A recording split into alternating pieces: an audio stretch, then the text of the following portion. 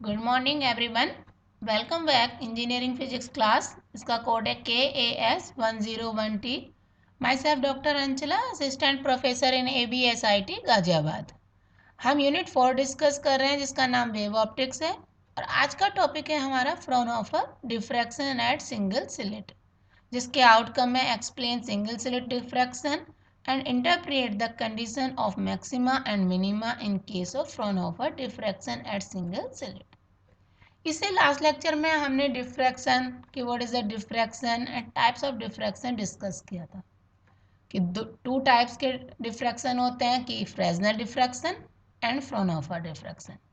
And in Fraunhofer diffraction की source of light and screen are at a infinite distance from the diffracting aperture. तो आज हम जो discuss करने जा रहे हैं वो है Fraunhofer diffraction at single slit. तो आज का जो हमारा हेडिंग है से लिख लेते हैं सबसे पहले कि फ्राउनहोफर डिफ्रैक्शन, हेडिंग डालते हैं फ्राउनहोफर डिफ्रैक्शन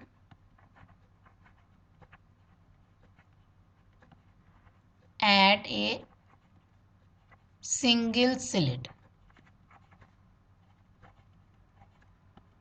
जैसे अभी मैंने आपको बताया फ्राउनहोफर डिफ्रैक्शन में क्या होता है कि source of light and screen क्या होती है, एट इनफाइनाइट डिस्टेंस होती है फ्रॉम द डिफ्रैक्टिंग अपर्चर। अब सबसे पहले आपको पता है कि ऑप्टिक्स में डायग्राम कितना ज़रूरी है। सबसे पहले मैंने यहाँ पे देखो रेडी बनाया हुआ भी है कि एक डायग्राम बना लेते हैं। इसमें क्या है, इस डायग्राम को समझ लेते हैं कि S is a light source, L1 and L2 दो लेंस है, XY स्क्रीन है and AB is the slit. कि जो लाइट है collimated beam of monochromatic light जिसकी वेवलेंथ कितनी है lambda, produced by point source S कहाँ पर रखा है, placed at the focus of spherical lens L1 और कहाँ इंसिडेंट हो रही है, on a narrow slit AB पर। अब ये जो यहाँ से इस स्लिट से लाइट डिफ्रैक्टेड होती है उसका वो क्या होगी कि let the diffracted light be focused by another convex lens L2 on screen X by. ठीक है, तो यहाँ से लाइट इंसिडेंट होकर स्लिट पर गिरती है, स्लिट पर इंसिडेंट होती है जिससे लाइट क्या हो जाती है, डिफ्रैक्ट हो जाती है एट एंगल थीटा। उसके बाद ये वाली जो लाइट है ये विदाउट डिफ्रैक्टेड पॉइंट ओ पर मिल रही है and after the diffraction at angle theta यहाँ पर फोकस हो रही है पॉइंट पी पर। तो हम सबसे पहले इसको डिफाइन कर लेते हैं। Let a parallel beam, let a parallel beam of monochromatic light, monochromatic light of wavelength lambda be incident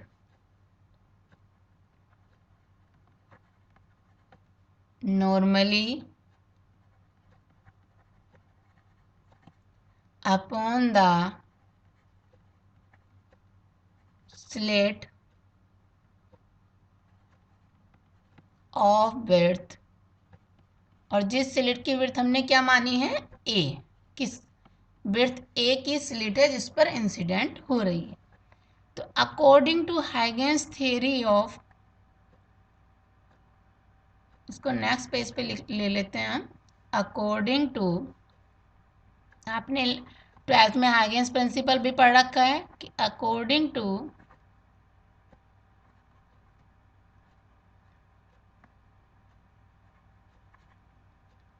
Huygens theory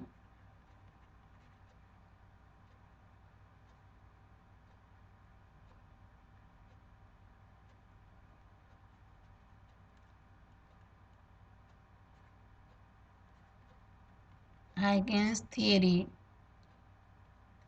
a plane wavefront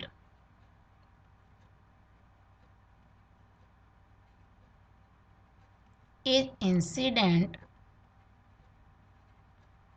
normally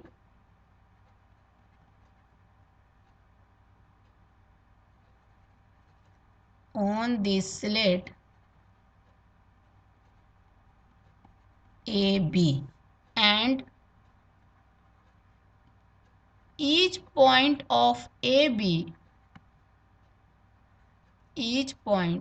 in AB sends out secondary wavelets in all directions. The rays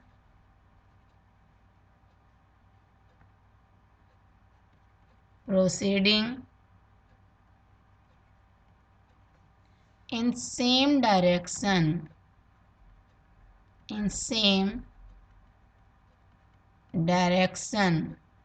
as the incident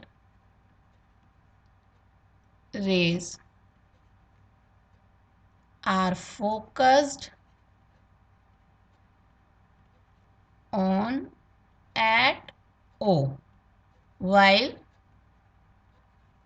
those diffracted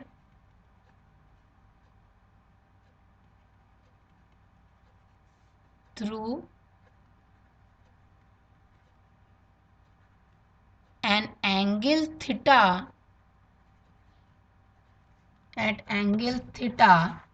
are focused at point P.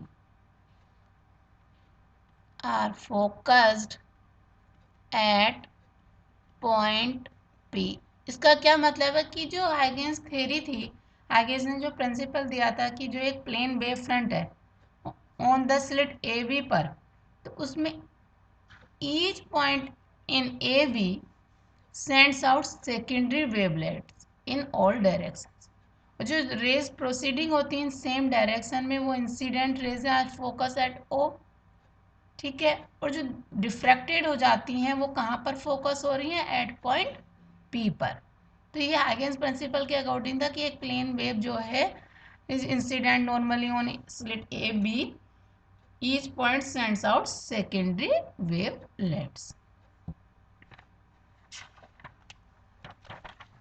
अब हमें क्या करना है, resultant intensity निकालने के लिए हम एक नॉर्मल ड्रॉ कर लेंगे। तो लिखेंगे कि to find out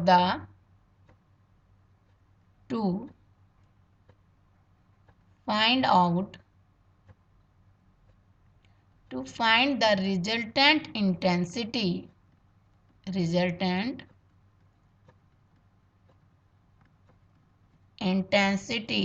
at P पर रिजल्टेंट इंटेंसिटी निकालने के लिए क्या करेंगे हम कि draw a perpendicular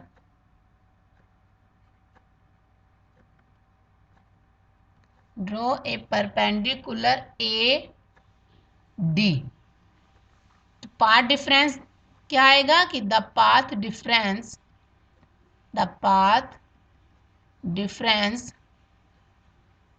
between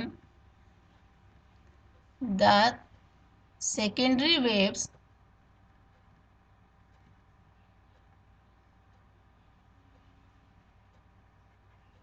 from, और सेकेंडरी वेव कहाँ से आ रही थी, फ्रॉम ए एंड बी।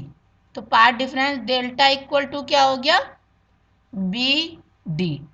अब इस ट्राइंगल में देख लें कि in triangle A B D, तो वहां से हमें क्या मिलेगा, sine theta equal to B D upon A B.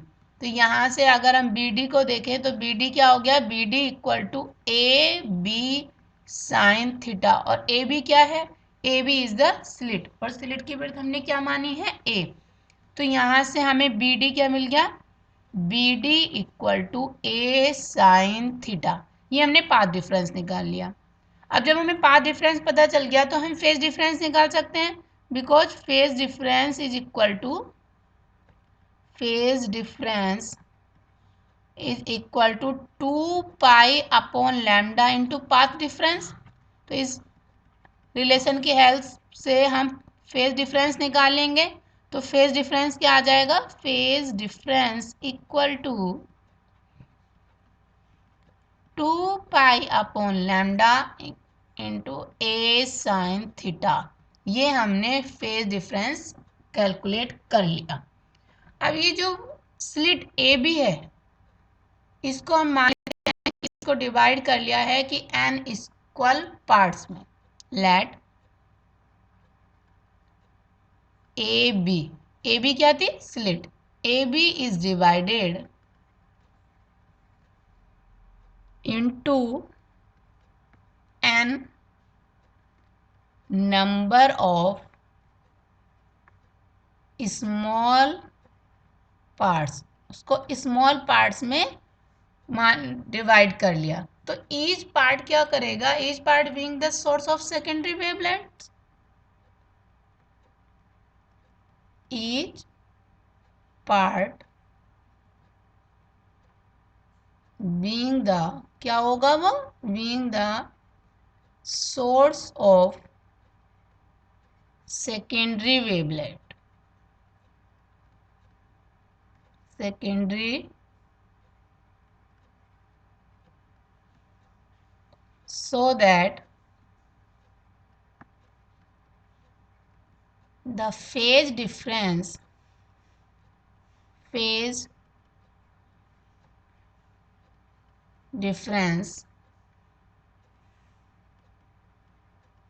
between the waves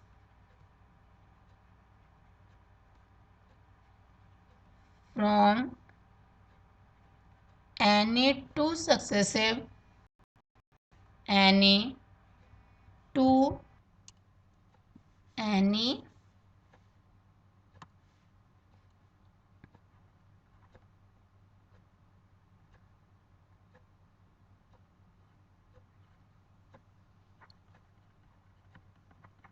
say parts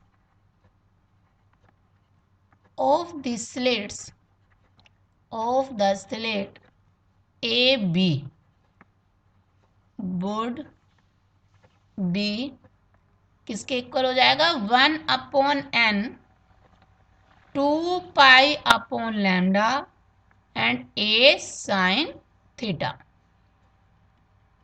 और हम इसको ले लेते हैं कि let 1/n 2 pi upon lambda a sine theta equal to delta. This is equation 2। And according to theory of composition of n simple harmonic motion of equal thickness and common phase difference between successive vibrations, then the resultant amplitude, तो हम यहाँ पर क्या लिख लेते हैं, resultant amplitude of the rays diffracted at angle theta is given by, resultant amplitude क्या आ जाएगा, R equal to A sine N delta by 2 upon sine delta by 2।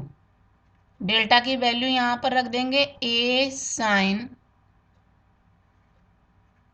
Pi A sine theta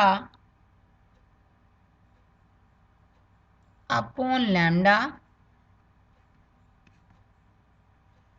upon sine pi A sine theta upon N lambda. तो यहाँ से R क्या मिलेगा, R equal to A sine alpha upon N. This is equation 3 because where alpha हमने किसके equal कर दिया, पाई ए sine theta upon lambda के। तो यहाँ से आर की वैल्यू क्या मिल गई हमें, a sine alpha upon N.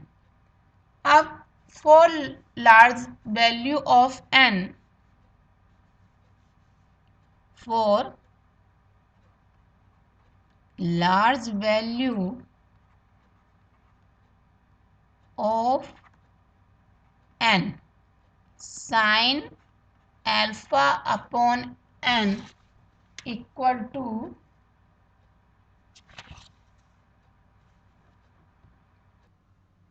sin alpha upon n equal to alpha upon L। तो सो R equal to, so R equal to n a sin alpha upon alpha equal to a sin alpha upon alpha, जहाँ पर हमने a equal to n a ले लिया। तो जो r की value है वो क्या आ गई, a sin alpha upon alpha. This is equation 4। ये हमारी इक्वेशन 4 हो गई। तो अब हमें जब रिजल्टेंट एम्पलीट्यूड मिल गया तो हम रिजल्टेंट इंटेंसिटी लिख सकते हैं कि रिजल्टेंट इंटेंसिटी क्या हो गई, resultant intensity I directly proportional होती है एम्पलीट्यूड के स्क्वायर की। I proportional to R square, I equal to क्या आ गया, A square sine alpha upon alpha का स्क्वायर। This is equation 5। यहाँ पे हमने सिंप्लिसिटी के लिए प्रोपोर्शनल साइन को क्या ले लिया, यूनिटी के इक्वल ले लिया। तो ये हमें रिजल्टेंट इंटेंसिटी मिल गई। अब हम बात कर लेते हैं पोजीशन ऑफ मैक्सिमा की एंड मिनिमा की। हमें क्या फाइंड आउट करने हैं कि position of maxima and minima. Position find कर रहे हैं मैक्सिमा की। और सबसे पहले हम फाइंड रिजल्टेंट मैक्सिमा और मिनिमा निकालने के लिए क्या लिख लेंगे कि रिजल्टेंट एम्पलीट्यूड क्या था, resultant amplitude R equal to, हमने क्या फाइंड आउट किया था, A sine alpha upon alpha. R equal to A upon alpha. Sine alpha को इस तरीके से लिख सकते हैं, alpha minus alpha cube upon factorial 3 plus alpha 5 upon factorial 5। इसकी सीरीज को लिख देंगे हम साइन की, minus alpha upon 7 and so on. अब अगर इस अल्फा को हम अंदर ले जाएं तो ये क्या बन जाएगा, R equal to A. Alpha को अंदर ले गए तो हो गया 1 minus alpha square upon factorial 3 plus alpha 5 upon factorial 5 minus alpha की power 6 upon factorial 7 and so on. तो जो एम्पलीट्यूड है वो मैक्सिमम तब होगा जब जितनी भी ये निगेटिव वैल्यूज़ हैं वो वैनिश हो जाएं। तो हम लिख देते हैं कि the amplitude is maximum when the negative value, when the negative terms, जब सारे नेगेटिव टर्म्स क्या हो जाएंगी, वैनिश हो जाएंगी, तो एम्पलीट्यूड क्या हो जाएगा, मैक्सिमम हो जाएगा। It means alpha equal to 0। तब हमें क्या मिलेगा, pi A sine theta upon lambda equal to 0। तो यहाँ से हमें क्या मिल गया, a sine theta equal to 0 और साइन थीटा क्या आ गया, equal to 0। Hence principal maximum, hence principal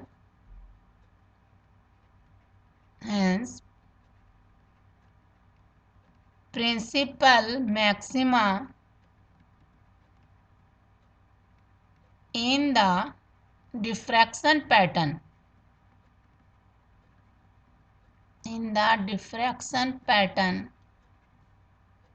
at single slit is obtained। कहाँ पर ऑब्टेन हो रहा है, एट थीटा इक्वल टू 0 पर, कि ये थीटा इक्वल टू 0 पर हमें, थीटा इक्वल टू 0 पर हमें क्या मिल गया, मैक्सिमम मिल गया। तो द मैक्सिमम एम्पलीट्यूड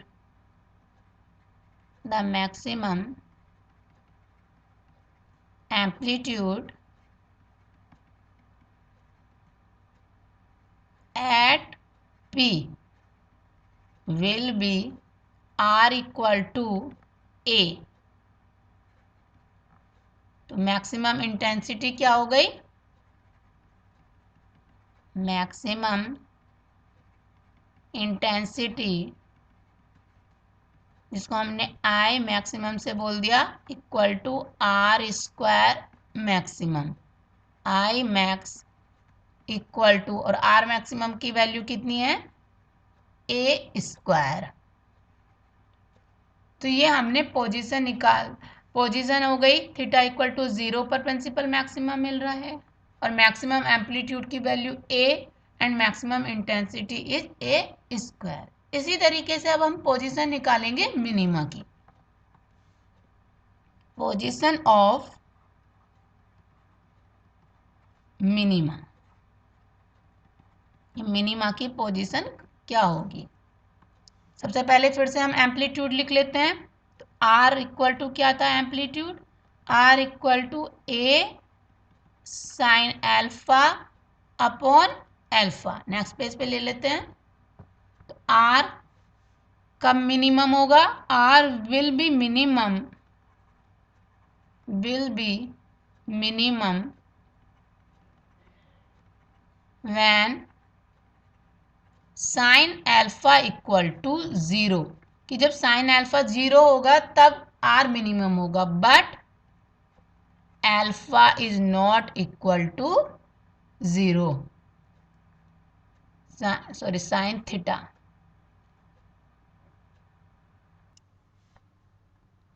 कि साइन एल्फा इक्वल टू तो 0 हो बट एल्फा 0 ना हो, और हम लिख सकते हैं इसको sine alpha equal to sine m pi where m equal to 1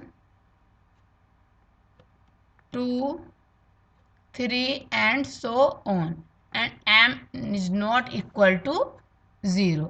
तो अल्फा की वैल्यू यहाँ से क्या मिल जाएगी, alpha equal to plus minus m pi, जहाँ पर अल्फा इक्वल टू क्या हो जाएगा, plus minus pi plus minus 2 pi and plus minus 3 pi and so on.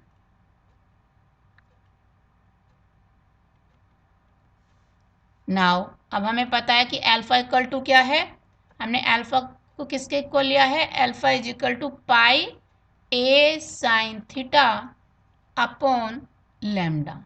तो यहाँ से पाई ए साइन थीटा अपॉन लैम्डा किसके इक्वल हो जाएगा, प्लस माइनस एम पाई के, क्योंकि अल्फा किसके इक्वल है, एम पाई के। यहाँ से हमें ए साइन थीटा मिल जाएगा plus minus m lambda, where m equal to 1 2 3 and so on gives the direction of first, second and third minima. तो इस तरीके से हमने first minima maxima and minima की कंडीशन निकाल ली कि जब a sine theta equal to plus minus m lambda होगा, जहाँ पर m इक्वल टू 1 2 3 गिव्स क्या देंगे, directions of first, second and third minima की डायरेक्शन हमें मिल जाएगी। तो आज हमने सिंगल स्लिट से डिफ्रैक्शन को स्टडी किया और हमने पोजीशन निकाली मैक्सिमा और मिनिमा की। तो इससे नेक्स्ट लेक्चर में हम पोजीशन निकालेंगे सेकेंडरी मैक्सिमा एंड मिनिमा की। इसको अच्छे से आप अपनी कॉपी पे नोट कर लीजिए और समझने की कोशिश कीजिए। Thank you.